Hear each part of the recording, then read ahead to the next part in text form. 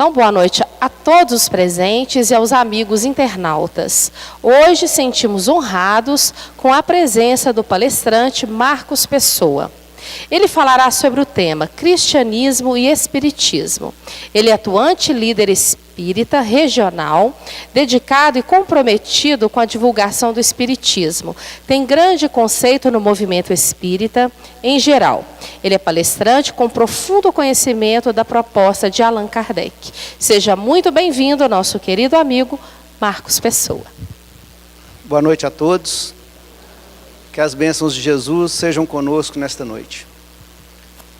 Bom, meus queridos companheiros, nesta noite de hoje, a gente gostaria de fazer uma análise com os senhores e senhoras sobre esse tema que é de enorme interesse para todos nós, que é a questão do cristianismo e do espiritismo. Porque nós espíritas claramente entendemos, né, que nós somos cristãos. E essa nossa posição de dizermos que somos cristãos, ela é de fundamental importância para a nossa proposta existencial, para a nossa proposta de vida, para os nossos objetivos.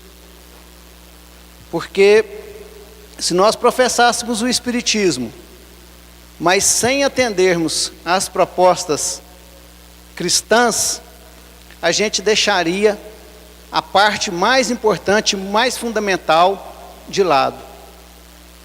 Porque o espiritismo, no seu tríplice aspecto, filosófico, científico e religioso, ele tem essa importância nos três aspectos. Nós não poderíamos destacar um aspecto que fosse de maior relevância. Mas tem aquele que culmina, aquele que é o efeito das duas outras propostas. A parte filosófica indaga, pensa sobre as questões da vida, sobre as questões da existência, sobre as questões divinas, as questões do universo. A parte científica, ela vem no reforço de esclarecer as nossas mentes, as nossas consciências, através do conhecimento espírita, sobre as realidades do espírito imortal. Então ele esclarece e mostra para nós essas realidades. Mas todas essas duas partes, filosófica e científica, ela tem como culminância, como ponto máximo, a questão da prática e da vivência dos ensinamentos que nós descobrimos na parte da ciência, na parte filosófica. E a vivência desses ensinamentos, a prática desses ensinamentos, aí que se constitui o que nós chamamos da moral cristã. Porque nós vamos justamente entender que essa moral, que essa prática, ela é a mesma. Os objetivos que a doutrina espírita propõe são os mesmos objetivos do cristianismo, não diferem. É a mesma filosofia.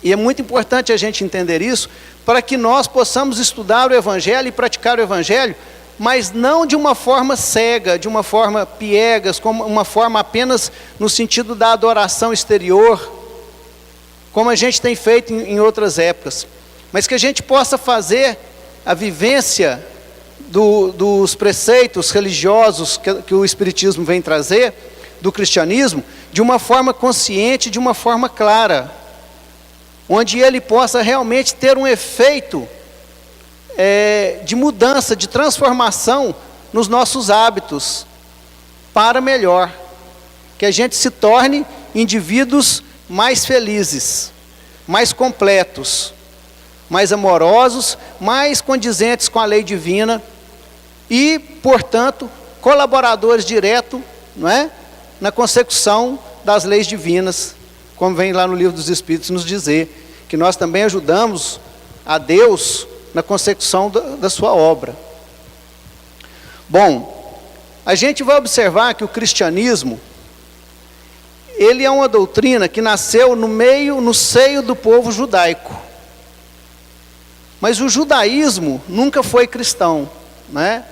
A religião judaica não é cristã, nunca foi, nem mesmo na época do Cristo. Embora o cristianismo nascesse no seio do judaísmo.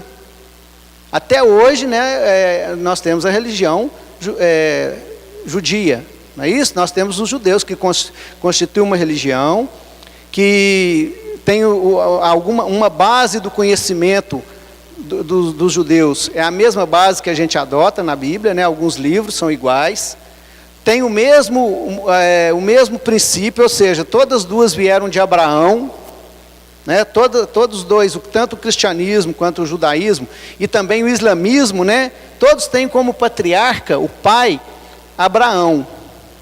Então a história começa lá em Abraão, quando Abraão faz um pacto com Deus, não é assim? Quando Deus vai falar da terra prometida.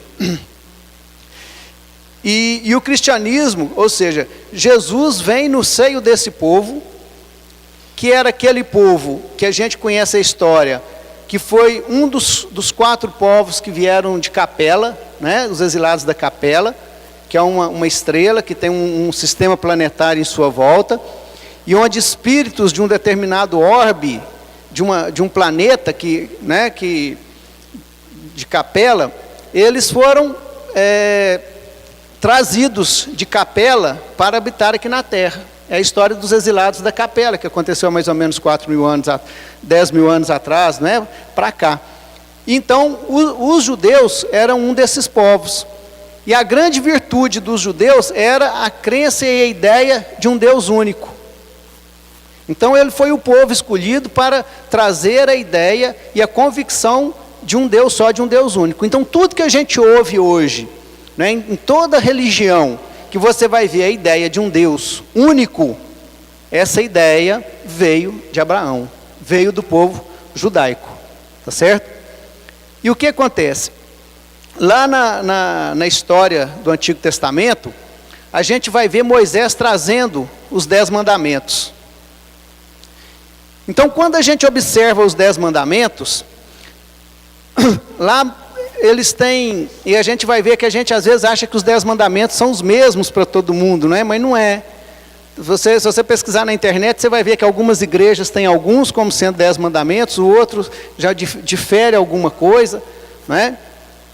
E não se retratam os 10 mandamentos da mesma forma como está escrito na Bíblia. É como se fizesse um resumo.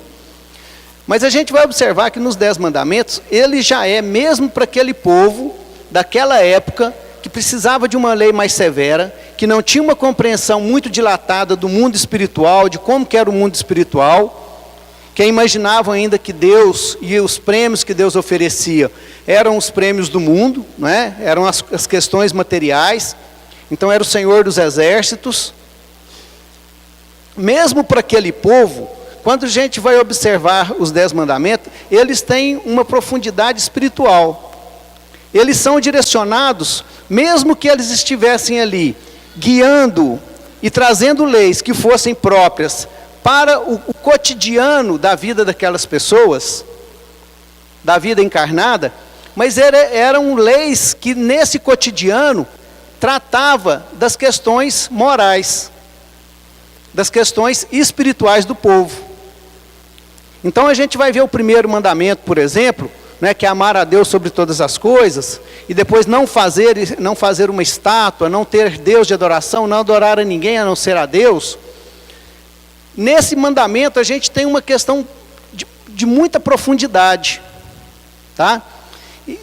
Que é a questão do culto direto a Deus, e a gente vai vendo essa questão do culto a Deus se dilatar no tempo e no espaço, até chegar no Cristo, e a gente entender a questão do culto íntimo, do culto interno, que é o que o Espiritismo propõe hoje, né? Que é a questão, porque a mulher samaritana, lá no poço de Jacó, então ela encontra com Jesus, e né, numa conversa que ela tem com Jesus, ela pergunta ao Cristo: Senhor, aonde nós devemos orar? Aqui no poço de Jacó ou né, no templo lá em Jerusalém? Porque o que acontece? Os samaritanos, eles eram uma das tribos judias, mas devido ao tempo que eles passaram no exílio, na Pérsia, me parece, eles adquiriram muitas muitos conceitos que não eram aceitos pelos judeus. Cultura de outros povos que eles introjetaram na sua cultura. Então eles eram tidos como povo, né, de má vida, de má fé. Então eles eram proibidos de ir rezar em Jerusalém. Então Jacó, que era um patriarca dessa tribo da Samaria, ele institui a prece no poço. Então vamos orar aqui no poço de Jacó, porque não podia ir em Jerusalém. Então ela vai perguntar a Jesus, aonde nós devemos orar? Aqui ou lá? Jesus vira para ela e fala com ela, né? Dia virá que não orareis a Deus nem aqui nem lá, mas o adorareis em espírito e verdade. Não é isso? Ou então, Jesus ele vai dando sempre para nós o conceito do culto interior. Né? Ele vai falar, quando fordes orar, entra para o teu quarto, estando trancada a porta, ora ali a seu Deus. Não é assim que ele fala? Mais uma vez falando para a gente do culto interior. Então isso começa lá nos 10 mandamentos. Por que essa questão do culto interior é tão importante? Porque é justamente o que a gente vai observar, que é a proposta da transformação moral, do aperfeiçoamento contínuo do ser humano em busca de encontro a Deus. Ou seja, quanto mais a gente caminha, quanto mais a gente conhece as leis divinas, e quanto mais a gente pratica essas leis, maior o nosso nível de felicidade. Mais próximos nós nos encontramos, mais sintonizados nós estamos, não é? Com os espíritos superiores e mais próximos de Deus. Então a gente vai ver que começa lá atrás. O cristianismo, ele vai seguindo essa linha, porque esse povo, ele foi preparado para receber a mensagem cristã. Vieram os profetas durante muito tempo, que já faziam as profecias, que previam a vinda do Cristo.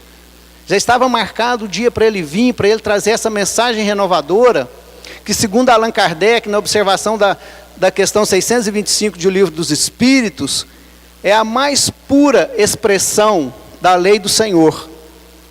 O que Kardec fala para nós do Evangelho? Que o Evangelho é a mais pura expressão da lei do Senhor.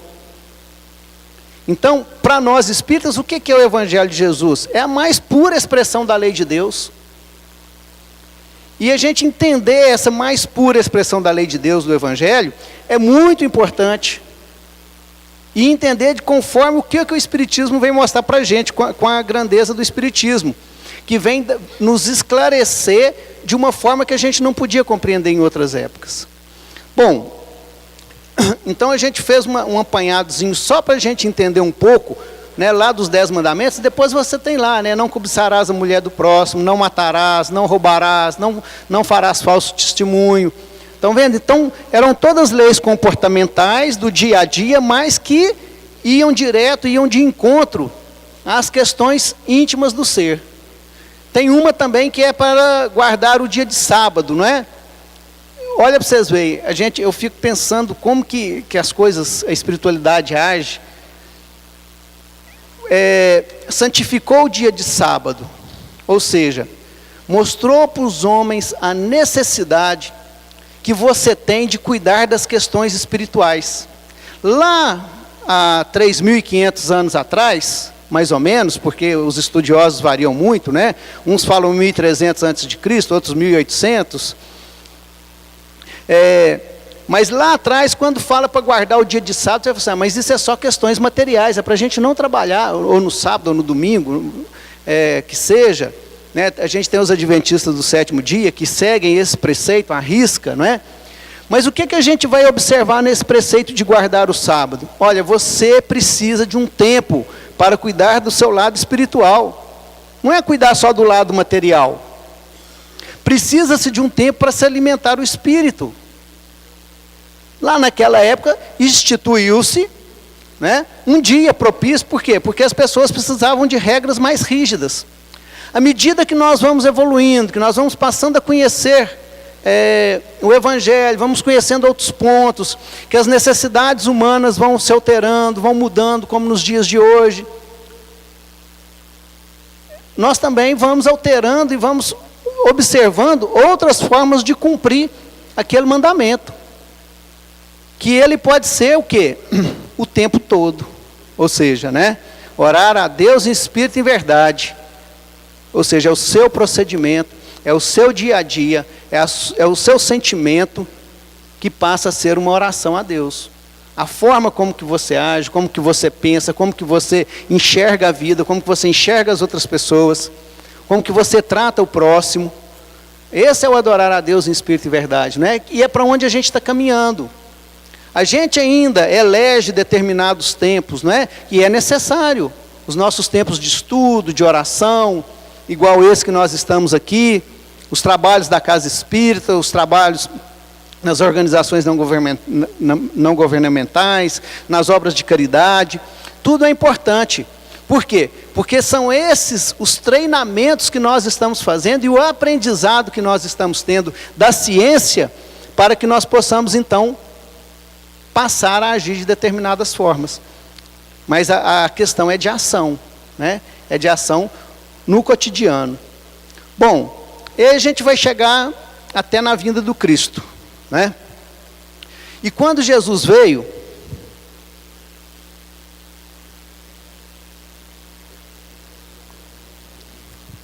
ele vem numa época em que o povo já estava preparado para, como se diz, dar um passo a mais no conhecimento acerca das questões filosóficas, religiosas, espirituais. Então existe um preparo. Se você vai ver os pensadores da Grécia, né? Tudo um preparo para os povos. O mundo, mesmo com o domínio romano, porque a gente vai ver os romanos dominando, né? O Império Romano, a gente acha que talvez aquilo era um contrassenso, mas isso ajudou também. Por quê? Porque onde você estava sob o Império Romano, tinha-se paz.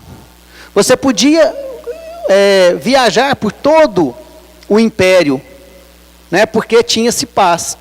Fora do Império, nas regiões que não tinham Império, era guerras e após guerras, e então aquilo prejudicava. E a gente vai ver que o século que Jesus, né, quando precede a vinda de Jesus, e depois da vinda de Jesus, foi uma época de extrema paz no Império, né, foi uma época de maior pacificação do Império Romano. Então ele vem nessa época, num momento propício, para, como se diz, se fosse nos dias de hoje, a gente ia falar um upgrade, né? Ele ia dar um up no entendimento nosso da existência. Então, Jesus, ele vem e ele traz uma série de conhecimentos. Ele traz uma série de questões. Mas ele mesmo, ele faz uma colocação que resume, né, que ele vai falar assim: aí está toda a lei e os profetas. Quando um doutor da lei vai questioná-lo qual que era o maior mandamento da lei do Senhor, né? E ele fala: amarás a Senhor teu Deus de todo o teu coração, de toda a tua alma, e ao teu próximo como a ti mesmo. Aí está toda a lei e os profetas. Então, o que Jesus faz? Jesus, ele vai resumir todo o Antigo Testamento, que eram os 10 mandamentos, mais os ensinamentos vindos através dos profetas, no amar a Deus sobre todas as coisas e ao próximo como a ti mesmo. E mais um que é fazer ao outro aquilo que gostarias que vos fosse feito, que também daria na mesma, na fritada dos ovos vai ser a mesma coisa, não é? Porque você vai fazer o outro ao quê? O que você quer que se faça a você? Não é o amor? Não é assim? Bom, então, a culminância do ensinamento cristão é a lei de amor. Essa é a culminância. Ou seja, Jesus veio pregar o amor, não é? E ele vai trazer vários exemplos. Ele vai falar de várias situações, ele vai ensinar de diversos modos. E Kardec lá no Evangelho segundo o Espiritismo, no capítulo 15, no item 3, o capítulo 15 é o fora da caridade não há salvação. Ele vem falar o seguinte: olha, toda a moral de Jesus se resume na caridade e na humildade, isto é, nas duas virtudes contrárias ao egoísmo e ao orgulho. Egoísmo e orgulho, sentimentos que nos aproximam, né, dos reinos inferiores da criação, do reino animal. Você vai ver isso lá na questão 917 do Livro dos Espíritos. Porque nós já falamos aqui de outras feitas, que o egoísmo é um instinto de preservação exacerbado. Instinto de preservação é necessário a todos nós. Mas o egoísmo é quando o instinto de preservação ultrapassa os limites do necessário. Aí se torna egoísmo. Ou seja, e o orgulho e o egoísmo andam de mão dadas, né? São orgulho e manifestação do egoísmo. Para que eu me sinta preservado, eu tenho que ser poderoso. Baseado nos bens e na proteção da vida material na terra. Então, uma visão extremamente egoísmo e orgulho, a gente vai, porque a gente às vezes trata esses valores de uma forma tão pejorativa, tão negativa, e não é bem assim, né? O egoísmo e orgulho são as faces do nosso apego às questões materiais e o desconhecimento da vida espiritual. Porque quanto mais conhecimento e quanto mais nós vivenciamos a vida espiritual, menos apego a gente tem, menos egoísmo, menos necessidades. Tá certo? Então é só uma questão de tempo e de conhecimento, né? Mas então, a gente vai ver que os ensinamentos de Jesus, eles estavam baseados, né, nessas virtudes. A proposta do Cristo, na sua lei de amor e na propagação da caridade, da humildade. E é interessante porque a gente vai ter a caridade aí muito próxima do amor, né? Dois sentimentos que acabam se confundindo, que você não consegue. Você vai ver algumas versões da Bíblia onde vem falar que Paulo de Tarso, né, quando ele fala, nem que eu falasse a língua dos anjos e dos homens, se não tivesse amor de nada seria, e outras versões colocando a palavra caridade. Tá certo? Então, se confunde um pouco essas duas palavras, esses dois sentimentos. Mas o objetivo, ou seja, é o amor, a caridade. E Jesus prega isso. Ele prega isso nas suas parábolas, nos seus ensinamentos e nas coisas que aconteciam no seu dia a dia. Então a gente vai ver, por exemplo, quando eles trazem para ele a mulher adúltera, né? Então a passagem é muito bonita, porque Jesus estava escrevendo, né, com o dedo na terra, chegam trazendo para ele uma mulher que foi pega em adultério. E a lei judia da época, ela mandava apedrejar as mulheres até a morte. Então o que eles estavam fazendo? Eles estavam testando Jesus. Porque se Jesus mandasse apedrejar, ele iria contra os mandamentos de Moisés, que diz não matará. E se ele dissesse para libertar, ele estaria indo contra a lei judia que mandava apedrejar. Então era uma armadilha para Jesus. E o que Jesus faz? Né? Ele se levanta e fala para eles, olha, aquele dentre vós que estiver sem pecado, que lhe atire a primeira pedra. E se abaixa novamente e continua a escrever na areia. E lá no Evangelho vai relatar, e começaram a sair dos mais velhos para os mais novos. Não é? Olha para você ver a capacidade de vibração desse Espírito de Jesus. Porque na hora que ele falou, com a autoridade que ele falou, todo mundo entendeu muito bem a mensagem. Então o que ele chamou cada um ali? Ele chamou cada um para olhar dentro de si. Para que cada um pudesse pesquisar a si próprio e comparar o que eles estavam pregando na lei com aquilo que deveria ser o objeto de transformação deles. Ou seja, ele colocou um espelho na frente de cada um. Cada um teve que voltar para dentro de si, enquanto todos viam apenas o exterior, todos estavam ali refletindo, tentando refletir os seus próprios problemas, as suas próprias dificuldades naquela mulher. Ou seja, se a gente apedrejar ela, a gente apedreja também todos os nossos pecados, né? Nós estamos bem, nós não somos adúlteros. Então nesse momento ele vai dizer para cada um, olha para você como é que você está. Aí quando ele se levanta não tinha mais ninguém. E ele fala para a mulher, cadê os que te acusavam? Ela fala, Senhor, se foram. Ele fala assim, vá também e não peques mais. Olha, está vendo? O que Jesus fala? Não peques mais. Ou seja, ele ele a exorta, a convida, a convoca para viver uma nova vida, para se transformar, para buscar os seus valores maiores que ela tinha dentro dela, e ela pudesse vivenciar esses valores, não é? Ele a convida para a transformação, para viver uma vida onde ela não tivesse de ficar se justificando a si própria e aos outros. Ele busca essa transformação. O cego de Jericó, não é? O povo em volta de Jesus, tribulação, o cego começa a gritar, não é? Senhor, Senhor, até que Jesus se volta, vê ele e fala, Senhor, ele fala para o cego, né? Senhor, o que queres que eu te faça? E o cego fala para ele, que eu veja. Essa passagem ela é muito interessante, porque você imagina Jesus chegar para a gente agora e falar assim, e aí, o que você quer que eu te faça? Aí a gente começa a pensar, os 6 números da Mega Sena, não é assim? Deixa eu ver, não, que problema que eu estou. Mas eu li uma mensagem de Emmanuel muito interessante sobre essa passagem, né? Porque ela é simbólica. Além da prática do momento, né? Do Senhor, que eu veja, ele fala que o nosso pedido, né, a Deus, o nosso contato com Jesus, ele deve ser nesse sentido, né? De pedir a Deus que a gente veja, não é? Que a gente veja o quê?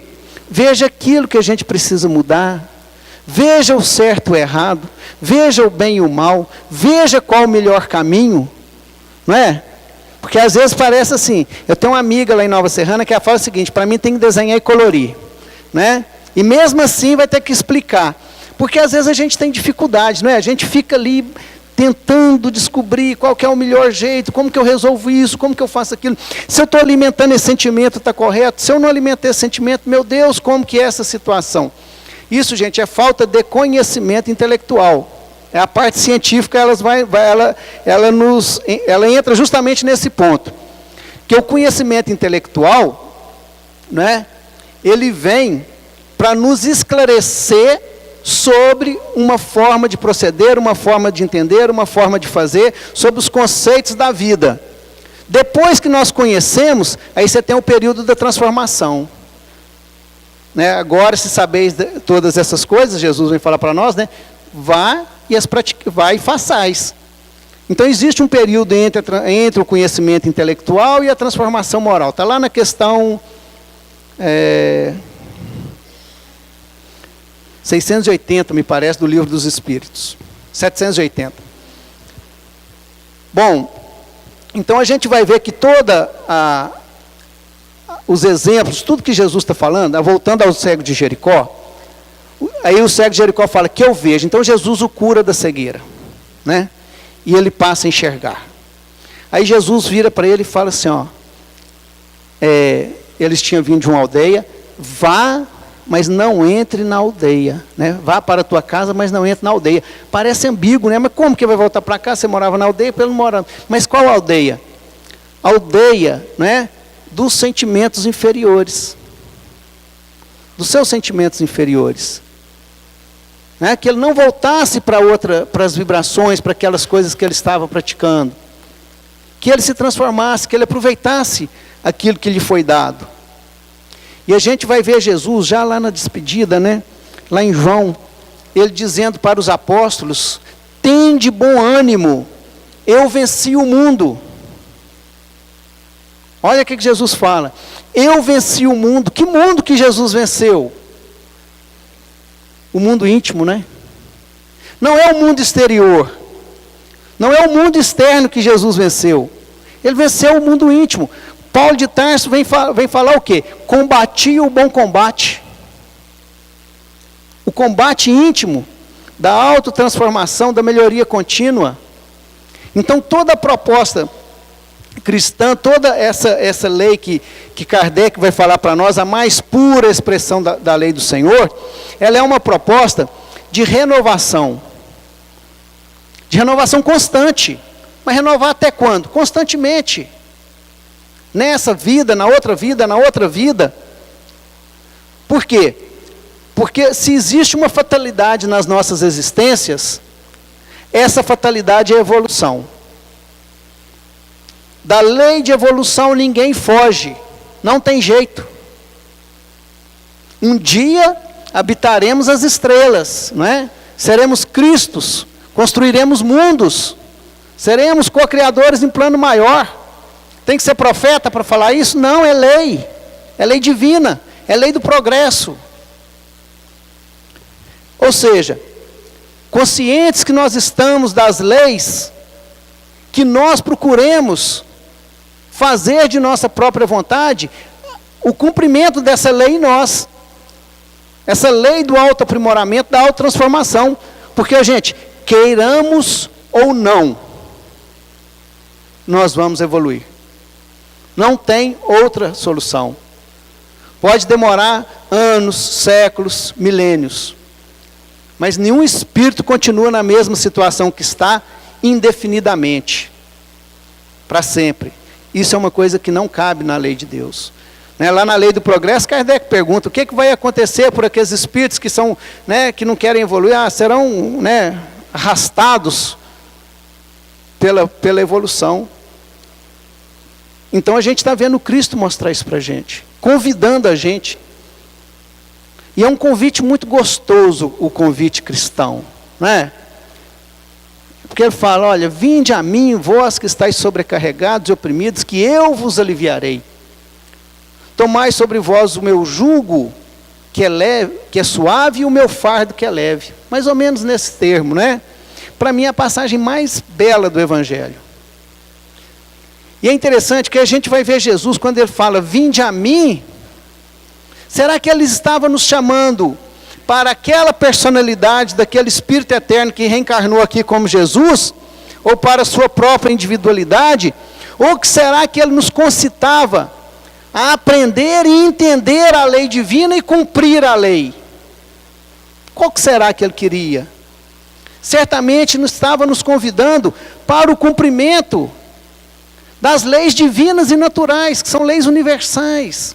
Porque essas leis foram constituídas de uma forma que nos guiam para o caminho da felicidade. Todas essas leis foram constituídas dessa forma. E a gente vai observando que essa lei, porque tudo que é lei divina? Se a pessoa pular do Costa Rangel, do último andar, vai se esborrachar lá embaixo. Isso é lei divina, lei física. Né? Leis químicas, orgânicas, biológicas. Todas as leis que imperam no universo são leis divinas. E a par dessas, nós temos as leis que imperam na vida do espírito. E nós somos o quê? Espíritos. Nós somos espíritos. Então, em qual lei que eu tenho que prestar mais atenção? É na lei do espírito. Nas leis que coordenam as questões espirituais. Procurai o primeiro reino de Deus e sua justiça. E todas as outras coisas vos serão dadas por acréscimo. O que são todas as outras coisas? Ele falou isso depois que ele falou dos lírios do campo, de Salomão, né? Das aves do céu, que não ceifam nem colhem. Aí ele fala, procurai primeiro o reino de Deus e sua justiça, e tudo vos será acrescentado. Ou seja, que nós olhemos para os valores. O que é o reino de Deus e sua justiça? É dar o valor correto às coisas. Às coisas.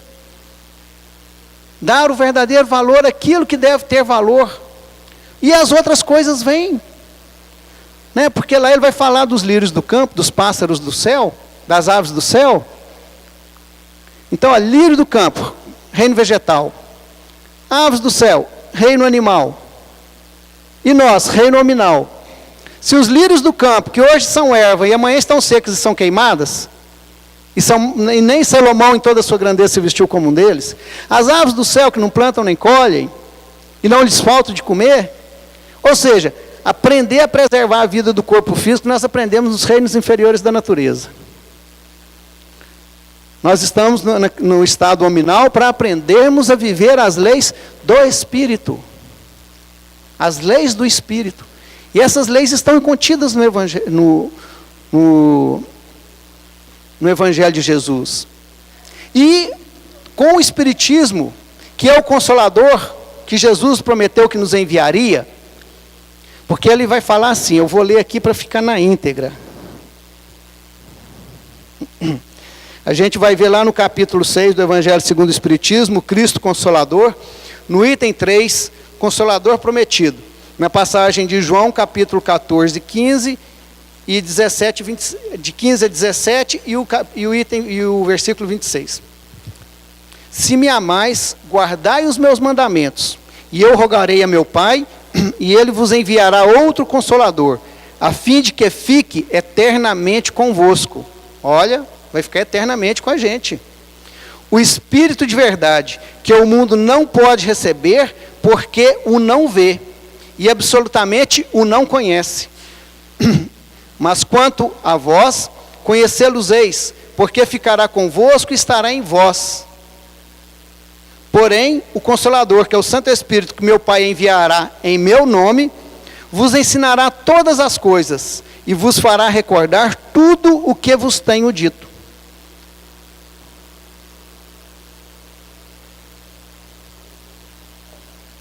Gente, perdão. O que é que nós temos na nossa atualidade que nos faz relembrar os ensinamentos do Cristo na sua pureza, que nos ensina as coisas que nós não podíamos conhecer naquela época, que está conosco e vai ficar conosco? É o conhecimento, é o entendimento das questões espirituais, da vida do Espírito, da nossa realidade de espírito imortal. Nós temos duas condições na vida, antes de Espiritismo e depois do Espiritismo. Na nossa vida pessoal, na vida íntima de cada um. Porque depois de conhecer o Espiritismo, estudar o Espiritismo e saber das coisas que nós vamos descobrindo, da nossa realidade espiritual, e o que isso significa para as nossas existências, nós nunca mais seremos os mesmos.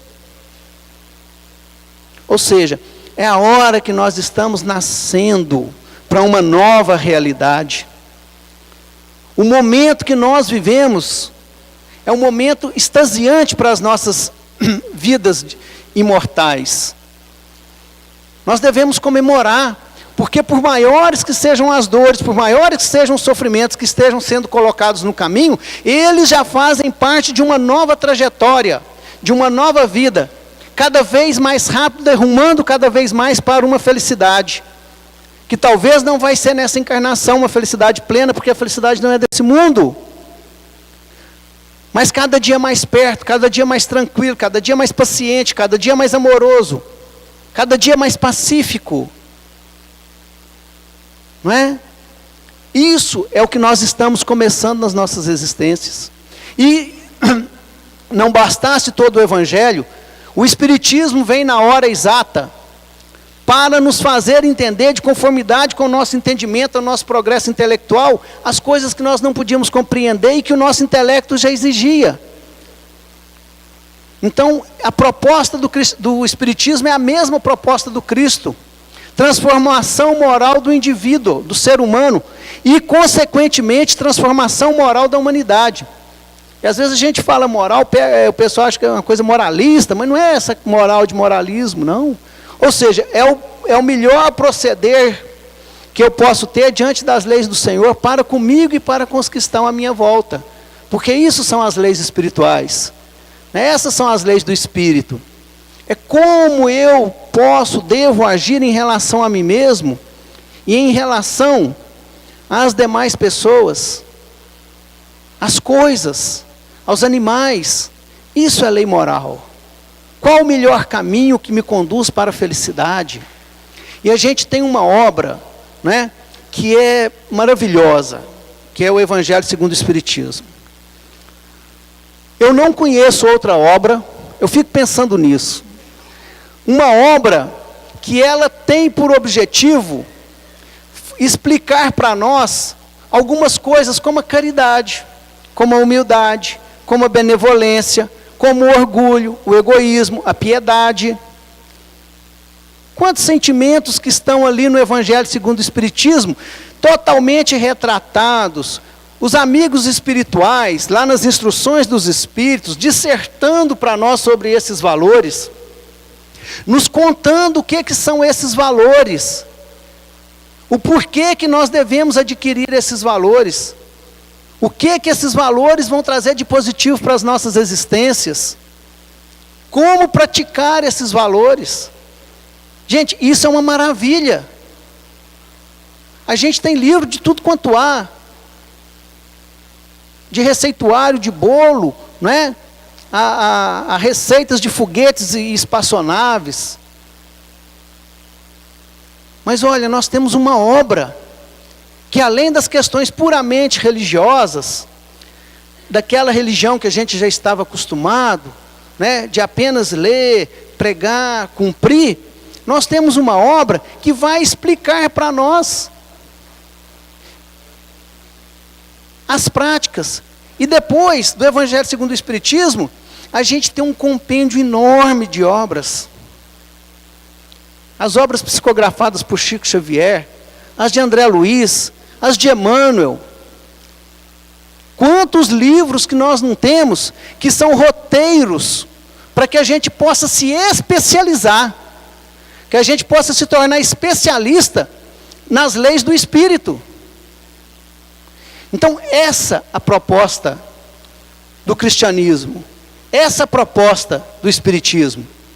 O Espiritismo vem cumprir no momento determinado as promessas do Cristo, vem trazer todas essas obras de uma forma tão bem elaborada, tão bem explicada, tão simples de compreensão, para que isso possa satisfazer aos nossos raciocínios, que a gente entenda, compreenda, e a partir daquilo que eu entendo e compreendo, eu possa me transformar, me melhorar.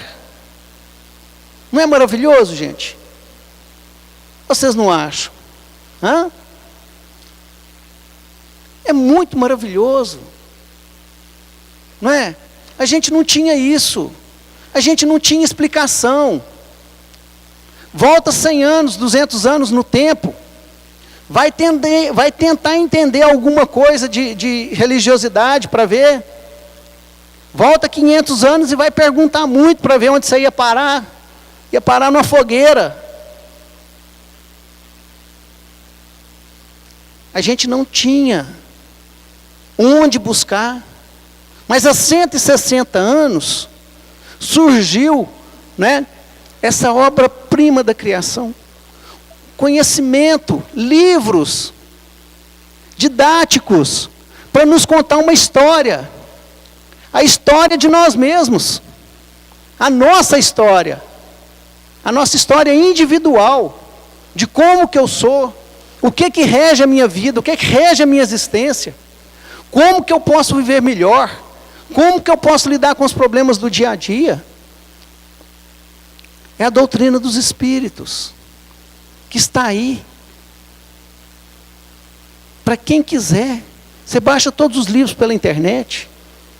Você tem as casas espíritas, as palestras públicas, os grupos de estudo, os grupos de discussão, ao alcance de todos.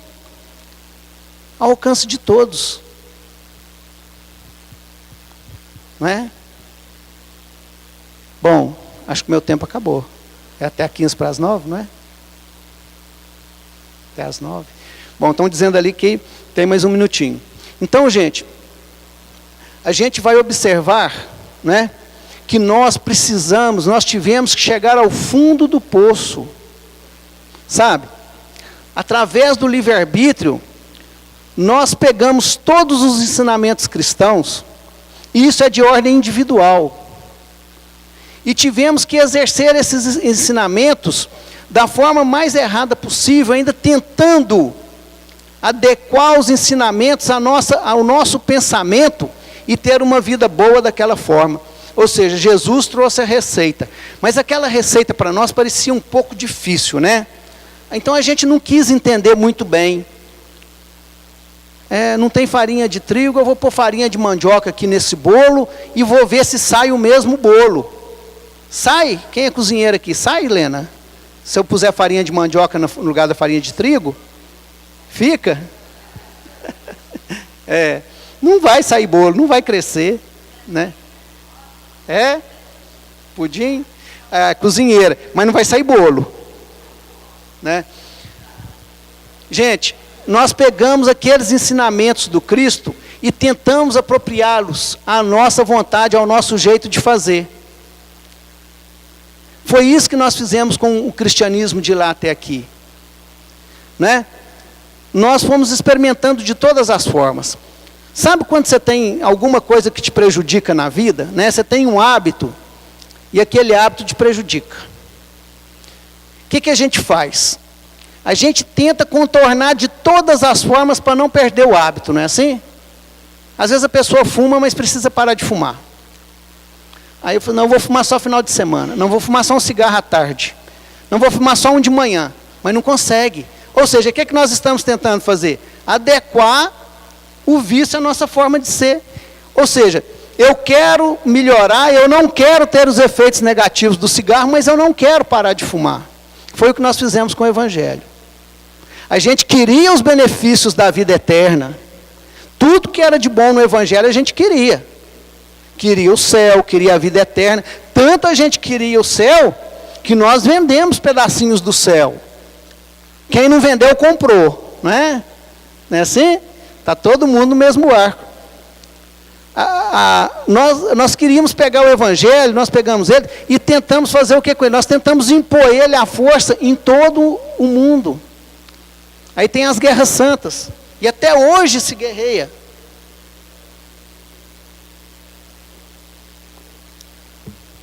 As guerras religiosas são as maiores responsáveis. A maioria das guerras até hoje foram religiosas. E até hoje a maioria das guerras são religiosas. Entendem? Ou seja, a nossa tendência ainda de usar do cristianismo para atingirmos os nossos objetivos pessoais de sede de poder, de sede de mando. Mas a coisa não deu muito certo. Não deu muito certo, sabe? Nós fomos sentir da pior maneira possível os efeitos dos erros que nós cometemos. E estamos sofrendo até hoje. Até hoje nós sofremos os efeitos dos erros do passado. Os karmas coletivos, os problemas que nós criamos. E às vezes a gente não sabe o porquê de tanta dor, de tanto sofrimento, de tanto problema, de onde que vem. Mas a gente não sabe do nosso passado. Mas se a gente olhar para a história um pouquinho, a gente vai ver. Como que a gente lidava com as questões da religiosidade? O quê? Como que nós fizemos de 2000 anos para cá em relação às questões religiosas? Será que nós evoluímos? Será que nós aproveitamos os ensinamentos do Cristo para transformar as nossas vidas? Para nós nos transformarmos através dos ensinamentos do Cristo nesses 2000 anos? A gente estudando a história, a gente vê que não é assim. Nós tentamos adequar os ensinamentos do Cristo às nossas necessidades íntimas. Então aí nós criamos cultos exteriores, nós criamos imagens, nós fizemos de tudo, como eu já disse, para pegar a parte boa. Mas a parte da transformação, nós não queríamos ela. Ninguém queria. E até hoje, quando a gente fala em transformação e melhoria, a gente acha que é uma carga muito pesada, né? A gente fala assim, transformação moral, você fala, ai meu Deus do céu, de novo. Né? Eu falei, gente, mas eu não posso ficar do jeito que eu estou, não. Não é assim? Mas isso, gente, é cultura. É a cultura, sabe? Por quê? O nosso apego, o nosso desconhecimento das questões espirituais, que nos leva a um apego demasiado às questões materiais, ensinou para a gente que do jeito que está é melhor. Se está bom, não mexe muito não. Fica do jeito que está. Então a gente tem uma aversão à transformação, à melhoria, à mudança. Por insegurança.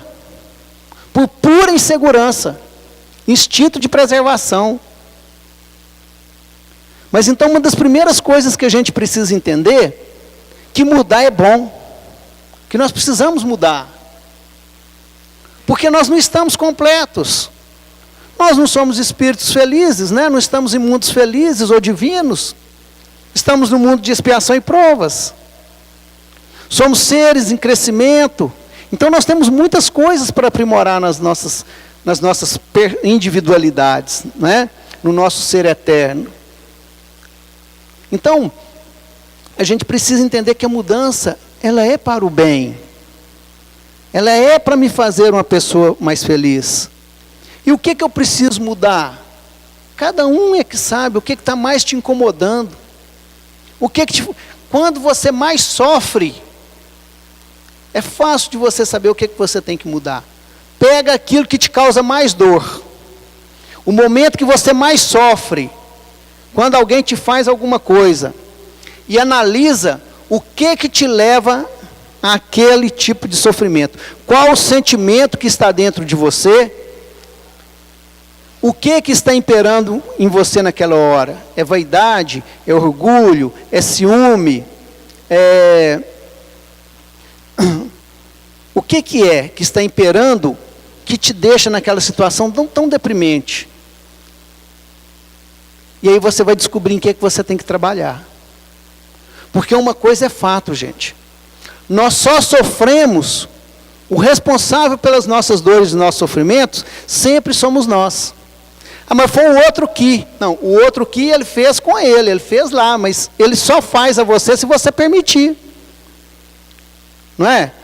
É aquela história, o mal que o outro me faz, não me faz mal porque não me torna mal. Mas o mal que eu faço ao outro, esse me faz mal porque ele me torna mal.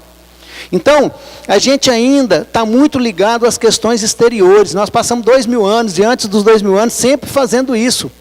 Colocando as responsabilidades fora de nós. Então, o culto é externo. Quem vai me salvar é Jesus que morreu na cruz. Quer dizer, ele morreu lá e já redimiu todos os pecados da humanidade, agora eu não preciso fazer mais nada. Será? Será que a salvação não era para trazer o evangelho aqui para nós, para que nós o vivêssemos e esse foi o sacrifício? Porque a fé sem obras é morta. Mas a gente aprendeu a exteriorizar. E na exteriorização nós responsabilizamos. E nós começamos a responsabilizar tudo em nossa volta pelas nossas dores. A última coisa que a gente quer é pegar para a nossa dor, né? Olhar de frente para o espelho e falar, e aí? O que eu preciso mudar nas minhas características que está me fazendo sofrer? Qual o sentimento que eu estou trazendo dentro de mim que eu já deveria ter mudado e que não estou mudando? Porque a dor vem para isso. A dor ela só vem para nos mudar de posição. Sabe por quê? O apóstolo Pedro, ele fala numa de suas epístolas, né? O amor cobre a multidão dos pecados. Quando a gente chega na posição do amor, não tem mais por que sofrer.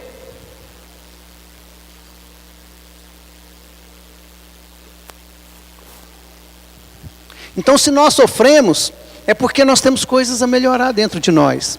E aí o evangelho do Cristo é uma maravilha. Por quê? Porque é o fardo leve, é o jugo suave. Porque a proposta cristã é consoladora. A proposta cristã é do amor próprio, do amor íntimo. Entende? Qual a pessoa que eu mais tenho que amar? É a mim mesmo. Isso não é o egoísmo, não. Porque se você ama de verdade a você mesmo, você ama todos que estão à sua volta, porque o amor se expande. Então não é egoísmo. Então sabe aquele dia que você acorda meio deprê, que você não quer nem se olhar no espelho. Sendo que era o dia que você tinha que ter mais carinho com você mesmo. Hoje eu não estou legal, vou fazer um chazinho. Vou tomar um banho quente, morno, fazer um chazinho, vou arrebentar uma pipoca, vou cuidar de mim, vou me cuidar com carinho, para que eu não espete ninguém lá na rua. Entendem? Essa é a proposta cristã, essa é a proposta do amor. É o amar ao próximo como a si mesmo, na mesma proporção. Isso é que o Cristo traz para nós. E é o que a gente vem aprender na doutrina dos Espíritos. Não é aquela mudança a ferro e fogo. Não é? Não é aquela cobrança extrema. A pessoa que nós precisamos aprender a ter mais caridade, em primeiro lugar, e mais amor, é conosco mesmo. Para que isso se esparrame. Gente, muito bom conversar com vocês. Eu espero que tenha servido para que possa despertar o desejo do conhecimento e do entendimento a todos, né? Agradeço à casa pelo convite, por mais uma vez poder estar aqui com todos vocês. Que Jesus nos ampare, hoje e sempre. Uma boa noite a todos.